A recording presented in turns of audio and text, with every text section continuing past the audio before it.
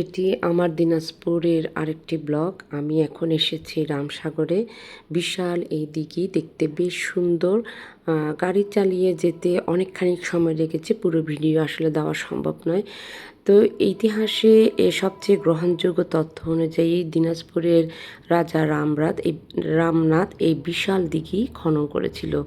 পলাশী যুদ্ধের আগে এটি খনন করেছিল। এই সময় এই অঞ্চলে খরা, দুর্ভিক্ষ প্রকোপ দেখা গিয়েছিল। মানুষের পানির কষ্ট হচ্ছিল, কৃষিকাজে ব্যাহত হচ্ছিল এবং বহু মানুষ দুর্ভিক্ষ বিপর্যয় অবস্থায় ছিল। তাই রাজা রামনাথ মানুষের আশেপাশের মানুষের কষ্টের কথা চিন্তা করে পানির প্রয়োজন মেটানোর জন্য এই বিশাল দিঘিটি তৈরি করেছেন। দিনাজপুরে অনেকগুলি দিঘি আছেন, 5টি বড় বড় দিঘি আছেন। আমি আজকে এসেছি রামসাগরে, সুখসাগরেও আমি গিয়েছি।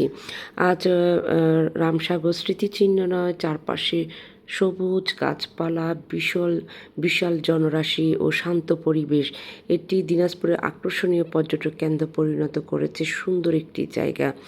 তো দিনাজপুরে 5টি বড় বড় সাগর আছে। একটি হলেও আমি এখন রামসাগরে এসেছি। রামসাগর, সুখসাগর, মাতাসাগর, আনন্দ সাগর আর হচ্ছে জুলুম সাগর, ঐতিহাসিক 5টি সাগর। তো রামসাগর রাজা রামনাথ পানির কষ্ট ও দুর্ভিক্ষের সময় তৈরি করেছেন। আর সুখসাগর মহারাজা সুখদেবের সময় দিঘি তৈরি করেছিলেন, তাই তার নাম থেকে সুখসাগর নামটা এসেছে। মাতাসাগর হচ্ছে সুখসাগরের আরেকটি অংশ। পাশেই মহারাজা সুখদেব আরেকটি বিশাল দিঘি খনন করেছে, সেটি তিনি তার মার নামে উৎসাহ করেছেন, তাই ওটার নাম দেওয়া হয়েছিল মাতাসাগর। আর আনন্দ সাগর রাজা তার বংশধর রামনাথের বংশধর দ্রব্যনাথ রায় ও তার রাজ পরিবার এখানে নৌবিহার করে আনন্দ করতেন, তাই নাম দেওয়া হয়েছিল আনন্দ সাগর। অনেকেও আবার বলেন তার স্ত্রী আনন্দময় ছিলেন নাম, সেজন্য আনন্দ সাগর দেওয়া হয়েছিল। কোনটি সঠিক আমি জানি না। তবে জুলুম সাগর আছে। জুলুম সাগর হচ্ছে এটি ব্রিটিশ আমলে জেলখানার কয়েদিদেরকে দিয়ে জোর করে বা অত্যাচারের মাধ্যম দিয়ে দিঘিটি খনন করা হয়েছে। সেই জুলুমের স্মৃতি থেকে নাম হয় জুলুম সাগর। তো 5টি সাগরের সংক্ষিপ্ত একটি বর্ণনা আমি নিয়েছি।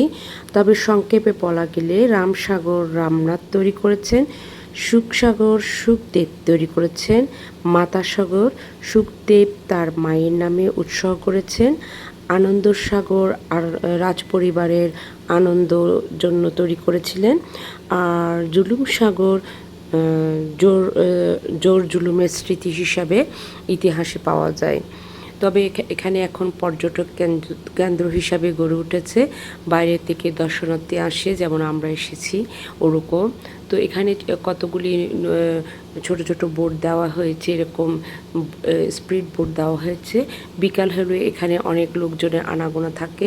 খুব সুন্দর বিশাল দিঘি, সব দিকে সবুজ গাছপালা ভরা, অনেক সুন্দর। দিঘির পাশে শাপলা ফুল উঠেছে, এখন ছোট ছোট কলি উঠলে হয়তো আরও বেশি সুন্দর লাগবে। সবাই বোট রাইড করছে, দেখতে ভালো লাগছে। সবগুলি সাগর আমার ঘোরা হয়নি, আমি 2টি সাগর ঘুরেছি, কারণ 2টি সাগর দেখতে আমার একই রকম লেগেছে। বাকি সাগরগুলি সেজন্য আমি যাইনি। তো আমার ভালো লেগেছে। মোট কথা বাচ্চারাও অনেক এনজয় করেছে বোট রাইড করে। তো আজ এই পর্যন্ত। সবাই ভালো থাকবেন, সবার সুন্দর সময় কাটুক। দিনাজপুরে আসলে সাগরগুলি অবশ্যই ঘুরে দেখবেন, আপনাদেরও আমার মতো অনেক ভালো লাগবে। ধন্যবাদ সবাইকে।